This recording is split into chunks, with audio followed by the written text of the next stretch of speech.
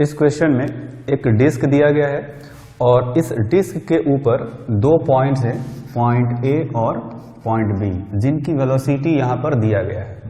ए का वेलोसिटी है इनके लाइन ज्वाइनिंग से 60 डिग्री के एंगल पर इधर है v1, और पॉइंट बी का जो वेलोसिटी है इस लाइन ज्वाइनिंग से 30 डिग्री के एंगल पर v2।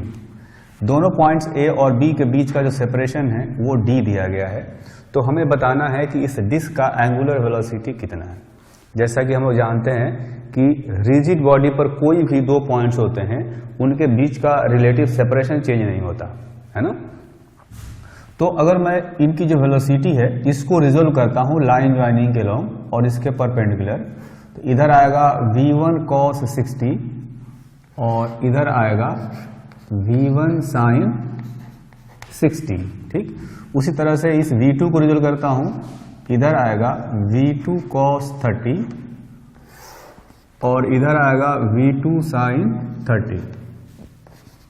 ठीक, तो इस लाइन ज्वाइनिंग के अलॉन्ग चूंकि रिलेटिव मोशन नहीं होना चाहिए, इनके बीच का सेपरेशन चेंज नहीं होना चाहिए, इसलिए लाइन ज्वाइनिंग के अलॉन्ग रिलेटिव वेलोसिटी 0 होना चाहिए। रिलेटिव वेलोसिटी 0 होने का मतलब दोनों की वेलोसिटी का कंपोनेंट लाइन ज्वाइनिंग के अलॉन्ग इक्वल होना चाहिए, यानी v1 cos 60 और v2 cos 30 इक्वल होना चाहिए। v1 cos 60 should be equal to v2 cos 30। ठीक है, इससे क्या होगा कि इधर का रिलेटिव वेलोसिटी हो जाएगा 0।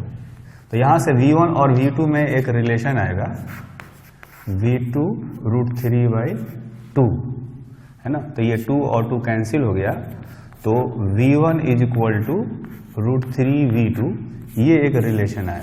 ठीक, अब रिलेटिव एंगुलर वेलोसिटी हमें निकालना है ना। डिस्क का एंगुलर वेलोसिटी निकालना हो तो हमें पता है कि रिजिड बॉडी पर कोई भी दो पॉइंट ले लेते हैं और एक के रेस्पेक्ट में दूसरे का एंगुलर वेलोसिटी निकालते हैं, वो एंगुलर वेलोसिटी एग्जैक्टली उतना ही आता है जितना कि रिजिड बॉडी का एंगुलर वेलोसिटी होता है ना।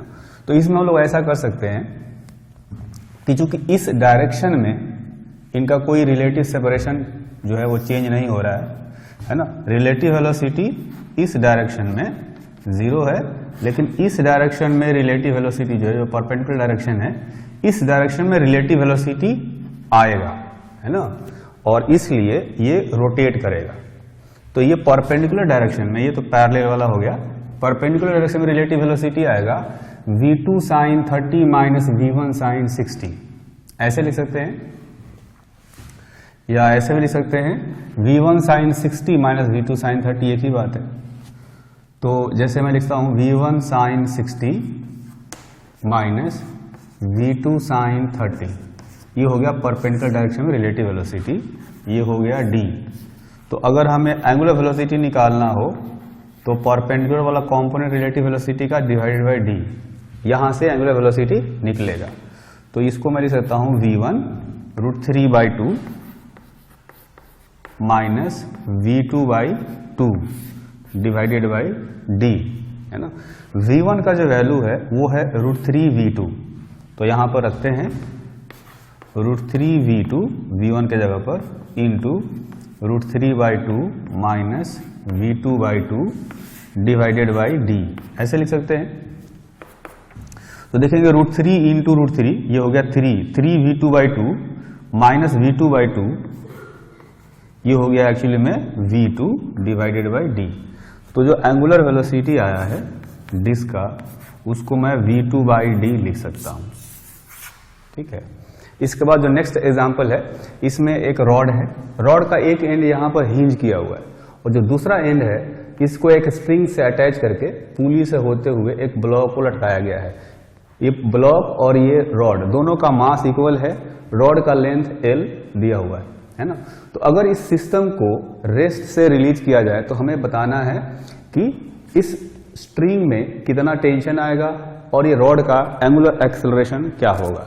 ठीक, तो देखेंगे कि जब रिलीज किया जाएगा तो ये ब्लॉक जाएगा नीचे है ना, और ये जो रॉड है ये ऐसे घूमेगा, इसका एंगुलर एक्सेलरेशन आएगा ऐसे, क्योंकि इस पर टेंशन आएगा ऊपर है ना। और इसमें देखेंगे कि ये जो ब्लॉक है इसका mg आएगा नीचे, ऊपर आएगा टेंशन T है ना। ये जो पुली है ये मासलेस है, इसका कोई मास नहीं दिया गया है, ठीक है। जैसा कि न्यूटन्स लॉज ऑफ मोशन में लिया करते थे वैसे इसका कोई मास नहीं है, यानी इसका मतलब यह है कि स्प्रिंग के दोनों साइड में टेंशन इक्वल आएगा, है ना। अब ये जो ब्लॉक है इसका mg नीचे आएगा, टेंशन इस पर ऊपर, तो ये किसी एक्सेलरेशन a से नीचे जाएगा। जब ये a से नीचे जाएगा तो ये वाला जो पॉइंट है ये पॉइंट a से ऊपर जा रहा होगा, है ना। तो a में और अल्फा में एक रिलेशन निकाला जा सकता है, उस रिलेशन को मैं जैसे निकाल लेता हूं। जैसे पॉइंट b है ना, तो पॉइंट b एक सर्कुलर मोशन में ऐसे घूमने की कोशिश करेगा, ठीक है। तो टेंजेंशियल एक्सेलरेशन जो होता है a equal to alpha into R लिखते हैं। एक्चुअली में ये जो पॉइंट b है वो l रेडियस के सर्किल में घूमने की कोशिश करेगा, है ना। तो उसके लिए जो एक्सेलरेशन की वैल्यू आएगी वो होना चाहिए अल्फा इंटू आर, आर का वैल्यू यहाँ पर l लेंथ के इक्वल होगा। तो ये रिलेशन आ गया a और अल्फा में। अब इनका इक्वेशन ऑफ मोशन लिखते हैं। जैसे ये प्योर ट्रांसलेशनल मोशन करेगा तो इसका pure translational equation of motion लिखेंगे। एक्सेलरेशन के डायरेक्शन में फोर्स है mg, इसके ऑपोजिट डायरेक्शन में फोर्स है टेंशन, तो निगेटिव करके लिखेंगे, is equal to mass into acceleration, ठीक। अब ये जो रॉड है, रॉड पर टेंशन ऊपर लग रहा है और इसका खुद का mg जो है वो आएगा नीचे, है ना। तो इस अल्फा की तरफ एक टॉर्क आएगा T इंटू एल, है ना। ये जो टेंशन फोर्स है ये टॉर्क लगाएगा इस पॉइंट के अबाउट, इसका लाइन ऑफ एक्शन ये है और एक्सिस से परपेंडिकुलर डिस्टेंस हो गया L। तो ये होगा एंटी क्लॉकवाइज अल्फा के डायरेक्शन में, माइनस mg जो है क्लॉकवाइज डायरेक्शन में टॉर्क लगाएगा, मतलब इस एंगुलर एक्सेलरेशन के उल्टा, इसलिए मैं माइनस लिख रहा हूं। ये टॉर्क लगाएगा mg into L by two, इसका लाइन ऑफ एक्शन और एक्सिस से परपेंडिकुलर डिस्टेंस है L by two, is equal to I into alpha लिखना चाहिए। I मतलब इसका मोमेंट ऑफ इनर्शिया जो कि आएगा ml square by 3 into alpha. Alpha का जो वैल्यू है वो यहाँ पर a into a by L लिख सकते हैं अल्फा का वैल्यू। तो अल्फा का वैल्यू मैं लिख देता हूँ यहाँ पर a बाई एल, है ना। तो यहां से देखेंगे ये वाला L, ये वाला L, ये वाला L कैंसिल, फिर ये वाला L इससे कैंसिल हो जाएगा, तो ये आएगा T minus mg by 2 is equal to ma by 3। अब ये आ गया दूसरा इक्वेशन, इन दोनों को सोल्व करते हैं, है ना।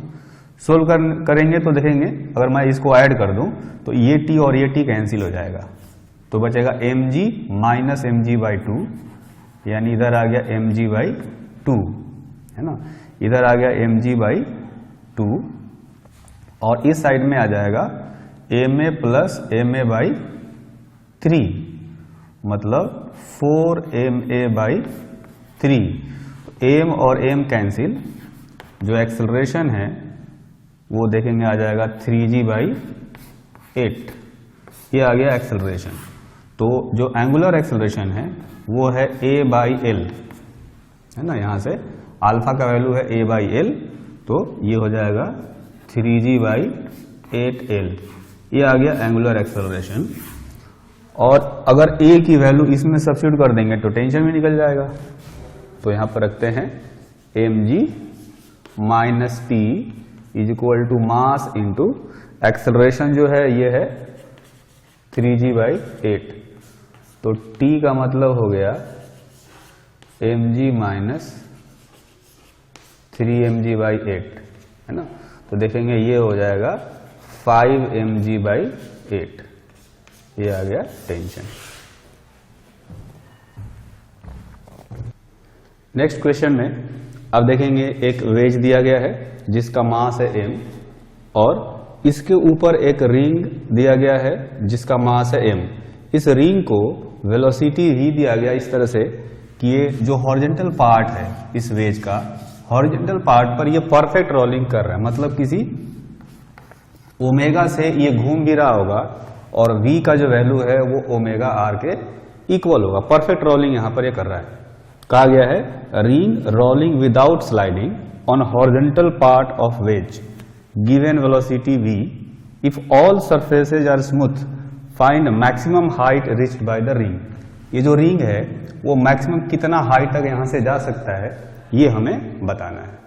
ठीक, तो इसमें होगा क्या कि चूंकि सारे सरफेस स्मूथ है नीचे भी और इधर भी, तो ये जो रिंग है ये हमेशा ही ओमेगा एंगुलर वेलोसिटी से रोटेट करता रहेगा। जब ये ऊपर जाएगा, जब मैक्सिमम हाइट पर पहुंच जाएगा तो भी ये ओमेगा से ही रोटेट करता रहेगा। वो इसलिए क्योंकि यहां पर फ्रिक्शन नहीं है। तो mg जो है बिल्कुल सेंटर से पास करता है, नॉर्मल भी सेंटर से पास करता है, तो उनका कोई टॉर्क लगेगा नहीं, और टॉर्क नहीं लगेगा तो एंगुलर वेलोसिटी चेंज नहीं होगी, है ना। लेकिन इनकी जो वेलोसिटी है वो चेंज हो जाएगी। जब हाईएस्ट पॉइंट पर जाएगा तो इसकी वेलोसिटी एक्चुअली में ऊपर की तरफ हो जाएगी 0, लेकिन इस डायरेक्शन में ये वेज और ये रिंग दोनों किसी वेलोसिटी से चल रहे होंगे। मान लेते हैं कि ये वेलोसिटी है u, ठीक। तो इसमें हॉरिजॉन्टल डायरेक्शन में मोमेंटम कंजर्वेशन लगाया जा सकता है, क्योंकि यहां पर आप देखेंगे कि हॉरिजॉन्टल डायरेक्शन में कोई भी एक्सटर्नल फोर्स नहीं है। तो सबसे पहले मैं मोमेंटम कंजर्वेशन लगाता हूं। Initial momentum is equal to final momentum. Initial momentum देखेंगे केवल रिंग के पास है और ये है m इंटू v, है ना। जब हाईएस्ट पॉइंट पर जाएगा तो दोनों ही u वेलोसिटी से चलेंगे, रिंग v और ये वेज भी इस डायरेक्शन में। ऊपर की तरफ इसकी वेलोसिटी हो गई है 0, तो यहां से u का जो वैल्यू है ये आ जाएगा v/2, ठीक। तो ये तो आ गया वेलोसिटी। अब देखेंगे हाईएस्ट पॉइंट पर जब जाएगा तो इसकी जो ट्रांसलेशनल काइनेटिक एनर्जी है सिर्फ वही लॉस हुई है, इसकी रोटेशनल काइनेटिक एनर्जी लॉस नहीं हुई है। तो इसकी जो काइनेटिक एनर्जी जितनी लॉस हुई होगी एक्चुअली में वही यहां पर पोटेंशियल एनर्जी के फॉर्म में कन्वर्ट हो गया होगा। अगर मान लिया जाए कि ये h हाइट तक गया है ना, तो इसकी रोटेशनल काइनेटिक एनर्जी जितनी यहां थी उतनी यहां पर, क्योंकि ओमेगा चेंज नहीं हुआ है, लेकिन इसकी ट्रांसलेशनल काइनेटिक एनर्जी कम हो गई है। तो कह सकते हैं loss in kinetic energy is equal to gain in potential energy, है ना। एक्चुअली में loss in translational kinetic energy कहा जा सकता है, क्योंकि रोटेशनल वाली चेंज नहीं हो रही। तो लॉस देखते हैं, इसका काइनेटिक एनर्जी यहां पर था हाफ mv², है ना, रिंग के पास, केवल ट्रांसलेशनल वाली, मैं रोटेशन वाली नहीं लिख रहा हूं।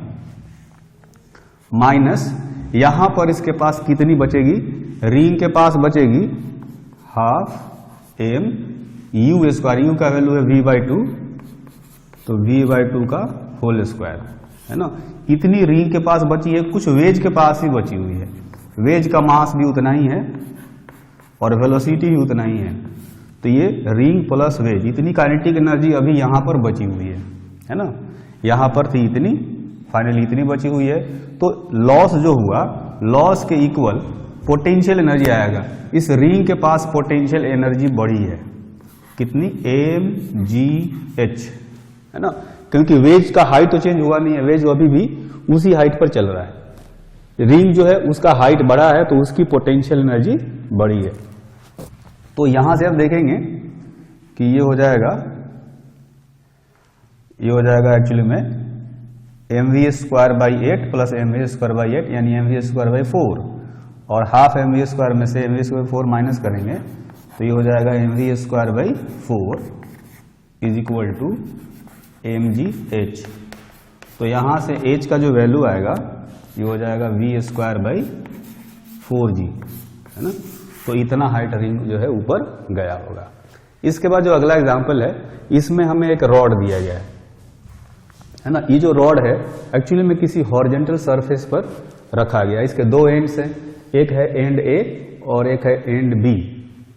इसका जो सेंटर है यहां पर ओरिजिन माना गया है, इधर है y एक्सिस और इधर है x एक्सिस, ठीक। तो जो इसका एंड ए है यहां पर एक इंपल्स लगाया गया F इंटू डेल्टा टी, मतलब F फोर्स लगाया गया है और डेल्टा टी टाइम तक लगाया गया है, उस इंस्टेंट पर लगाया गया, ठीक। अब इंपल्स लगाने से क्या होगा कि इसको एक वेलोसिटी मिलेगा, साथ में एंगुलर वेलोसिटी भी मिलेगा। तो ये आगे भी जाएगा लेकिन रोटेट करते हुए जाएगा ये, है ना। तो फाइनली क्या होगा, ये एक ऐसा टाइम भी आएगा जब ये रॉड एक्स एक्सिस के बिल्कुल पैरेलल हो जाएगा। तो हमें बताना है कि जब एक्स एक्सिस के पैरेलल होगा तो उसका एंड ए का कोऑर्डिनेट क्या होगा, एक्स कोऑर्डिनेट क्या होगा। मतलब ये वाला डिस्टेंस हमें पता करना है कि एक्स डायरेक्शन में एक्स, ये जो एंड ए है, एक्स डायरेक्शन में कितना डिस्टेंस इधर गया उतना ही जो है इसका एक्स कोऑर्डिनेट हो जाएगा। ठीक, तो सबसे पहले हम लोग लगाते हैं impulse momentum equation. Impulse momentum equation होता है F delta T is equal to change in momentum, M into V. Initial momentum rod का 0 था, है ना। तो इसके पास वेलोसिटी आ गई v is equal to F delta T divided by m, ये आ गया। इसके बाद एंगुलर इंपल्स एंगुलर मोमेंटम लिखते हैं, है ना, उसको अप्लाई करते हैं। तो होगा क्या, ये जो सेंटर ऑफ मास है इसके अबाउट इसका टॉर्क आएगा F delta T into L by 2। Actually में इसको मैं लिख सकता हूं एफ इंटू एल बाई 2, ये हो गया टॉर्क इंटू डेल्टा टी। इसको कहा जाता है टॉर्क डेल्टा टी को एंगुलर इंपल्स। ये होता है एंगुलर इंपल्स होता है चेंज इन एंगुलर मोमेंटम के इक्वल, यानी moment of inertia into omega. ये फाइनल एंगुलर मोमेंटम हो गया रॉड का, और इनिशियल एंगुलर मोमेंटम इसका 0 था इनिशियली, क्योंकि वो रेस्ट पर था, है ना। तो यहां से जो आई है, चूंकि हमने इसको एक्सिस माना है, इस एक्सिस के अबाउट उसका एंगुलर मोमेंट, जो मोमेंट ऑफ इनर्शिया होता है आई, वो हम लिखते हैं ml स्क्वायर बाई 12, है ना, ml square by 12 into omega. तो इसमें से हम लोग ओमेगा का वैल्यू फाइंड कर सकते हैं। ओमेगा का जो वैल्यू आएगा वो देखेंगे, यहां से एक l और एक l यहां से कैंसिल कर सकते हैं, ये 2 और ये 12 कैंसिल कर सकते हैं। तो ये आएगा f डेल्टा टी बाई, ये हो जाएगा यहां पर 6 f delta T by m into L. ये आ गया एंगुलर वेलोसिटी और ये आ गया v लीनियर वेलोसिटी। ये जो वेलोसिटी है एक्चुअली में सेंटर ऑफ मास की वेलोसिटी आएगी, है ना, ये सेंटर ऑफ मास की वेलोसिटी। तो कहा गया कि जो रॉड है इसको पैरेलल होना है। पैरेलल होने के, एक्स एक्सिस के पैरेलल होने का मतलब है कि इसको 90 डिग्री से रोटेट करना होगा, है ना। तो 90 डिग्री से रोटेट करने में कितना टाइम लेगा, उतने ही टाइम में ये कुछ आगे की तरफ खिसक गया होगा, वो हमें पता करना है। ठीक है, तो सबसे पहले मैं पता करूंगा एंगुलर डिस्प्लेसमेंट होता है delta theta is equal to omega into T. Delta theta हमें लेना है पाई बाई 2, मतलब पाई बाई 2 से इसको रोटेट करना है। एंगुलर वेलोसिटी जो आई है वो आया है 6 F delta T by M L, 6 F delta T by M L into T, है ना। तो यहां से हम लोग टाइम पता कर सकते हैं। टाइम का जो वैल्यू आएगा वो हो जाएगा pi M L divided by 12 F delta T. इतने टाइम में ये 90 डिग्री से रोटेट करेगा। उतने देर में सेंटर ऑफ मास का डिस्प्लेसमेंट कितना होगा, सेंटर ऑफ मास ये है ना, तो सेंटर ऑफ मास का डिस्प्लेसमेंट ये होगा, उसमें l/2 ऐड करेंगे तब एंड ए का एक्स कोऑर्डिनेट हमें मिलेगा। तो एक्स डायरेक्शन में डिस्प्लेसमेंट निकालते हैं इसके सेंटर ऑफ मास का। ये सेंटर ऑफ मास की वेलोसिटी है एक्चुअली में। तो सेंटर ऑफ मास का डिस्प्लेसमेंट आएगा velocity of centre of mass into time.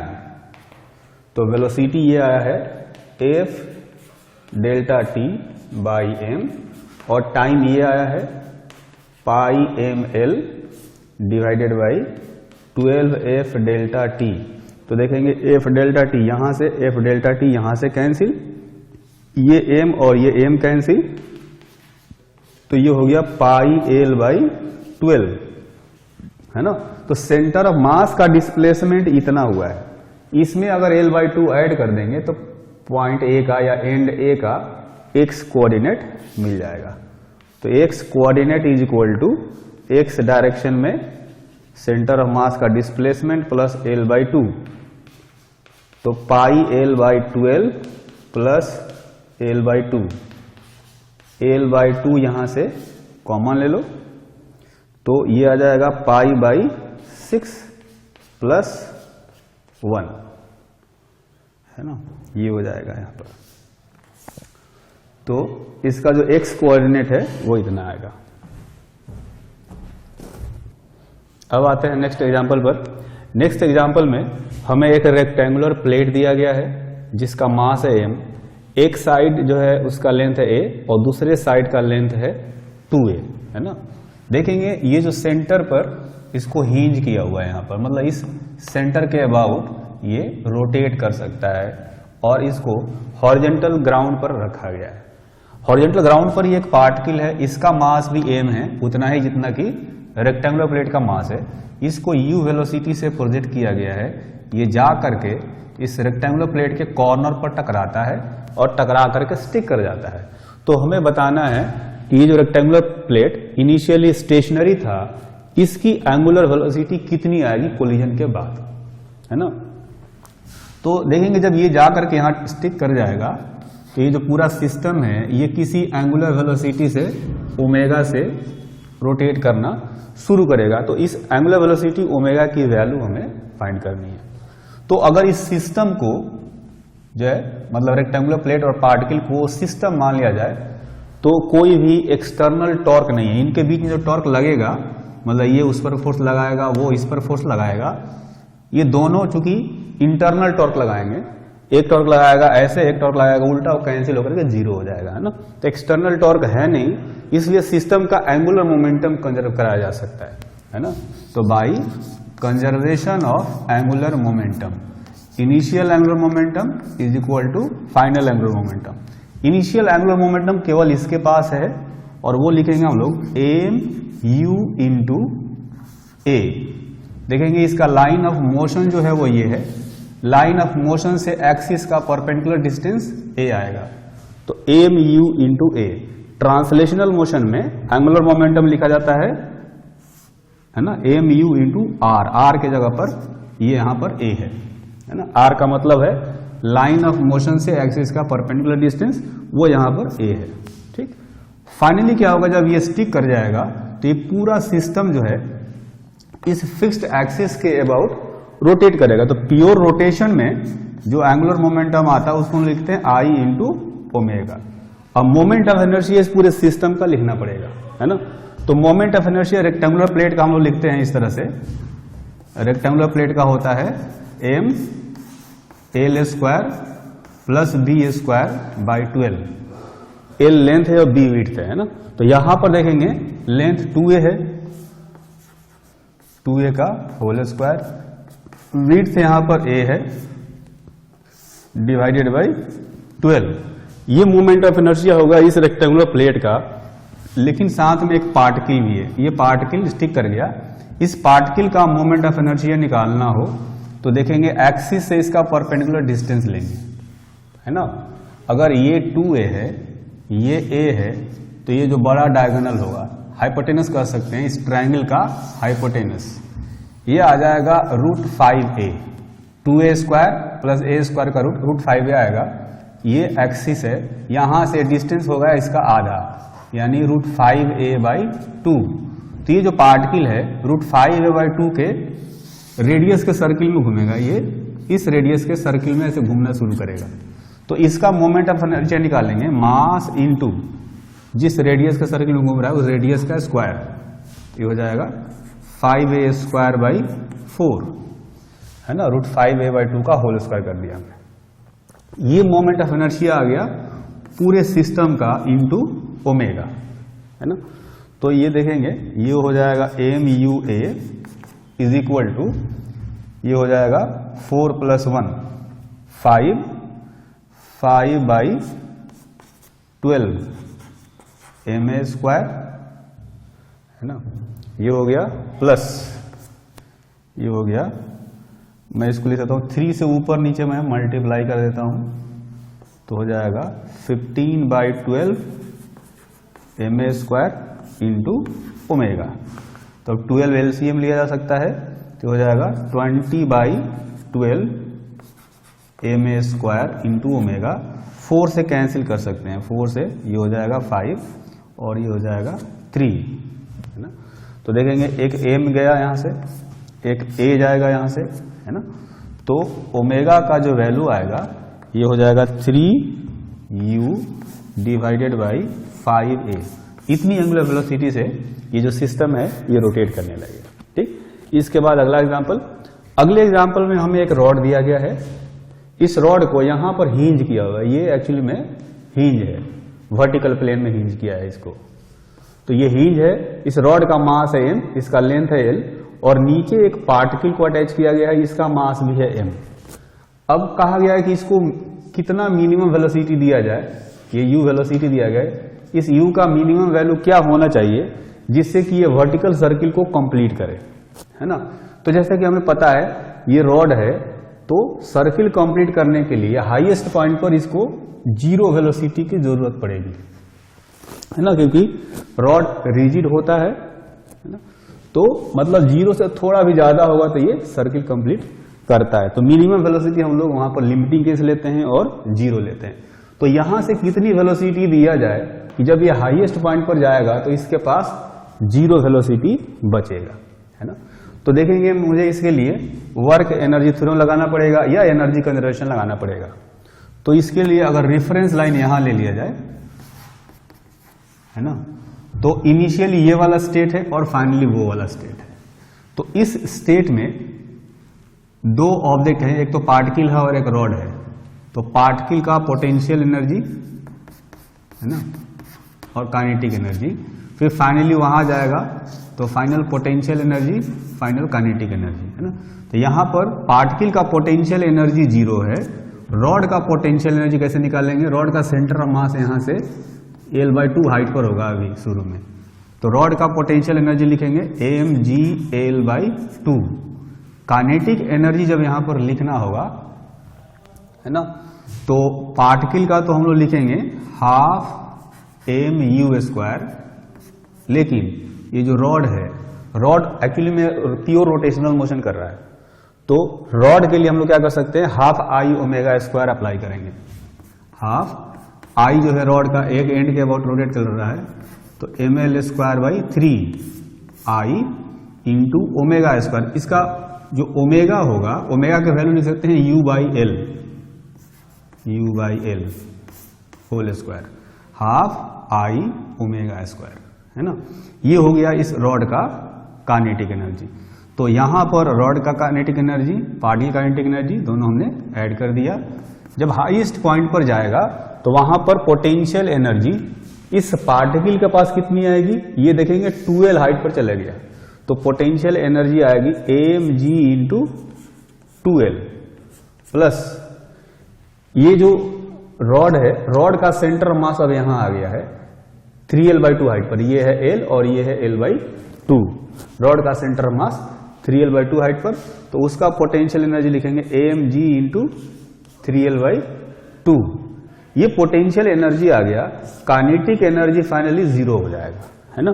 तो यहां से हम लोग U का वैल्यू फाइंड कर सकते हैं। तो ये देखेंगे, ये आएगा mu²/2 प्लस यहां पर आ जाएगा mu²/6, है ना, 3 × 2 6 हो जाएगा, इज इक्वल टू देखेंगे यहां पर ये है mg इंटू, ऐसे कर सकते हैं, ये 2 mgl है और ये 3/2 है ना। तो ये आ जाएगा एक्चुअली में 7/2 mgl, और इसको जब उधर ले जाएंगे तो माइनस करेंगे mgl/2। मतलब ये वाली काइनेटिक एनर्जी यहां लिख दिया हमने, पोटेंशियल एनर्जी को उधर ले गए तो ये आ गया इतना। तो इसमें अगर एलसीएम लेंगे तो ये आएगा 6, है ना, 3 + 1 यानी कि 4 mu² इज इक्वल टू 7/2 में से 1/2 माइनस करेंगे तो ये हो जाएगा 3 mgl, है ना। तो 2 से इसको कैंसिल करते हैं, यहां पर आएगा 2 और यहां पर आएगा 3, है ना। तो ये m और ये m कैंसिल, तो u स्क्वायर का जो वैल्यू आएगा ये आएगा 9/2 GL, यानी u का जो वैल्यू है ये हो गया √9GL/2, मतलब इसको कहा जा सकता है 4.5 GL √।